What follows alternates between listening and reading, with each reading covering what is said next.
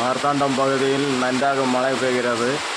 குமரி மாவட்டத்தில் பரவலாக மழை பெய்து வருகிறது. நன்றாக பாருங்கள். இரவு நேரம், இன்று பகல் முதல் இரவு வரை மழை பெய்து கொண்டிருக்கிறது.